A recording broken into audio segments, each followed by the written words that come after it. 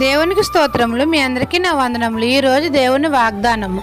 ఆశీర్వాదమునకు వారసులవుటకు మీరు పిలువబడితిరి. 1 పేతురు పత్రిక 3వ అధ్యాయం 9వ వచనము. సైన్యములకు అధిపతి అయిన యెహోవా మనతో సెలవిచ్చినదేమనగా, ఆశీర్వాదమునకు వారసులవుటకు మనం పిలువబడితిమి అని.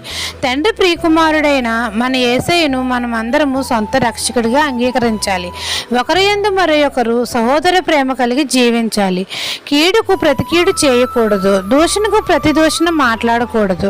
అందరి ఎడల కరుణా చిత్తులై ఉండాలి, వినయ మనస్కులై జీవించాలి.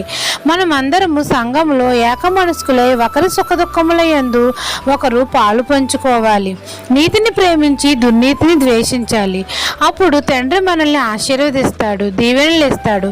మనమందరము ఆశీర్వాదమునకు వారసులగుటకు పిలువబడ్డాము. కాబట్టి దేవుని చిత్తాన్ని నెరవేర్చి ఆయన ఆశీర్వాదములను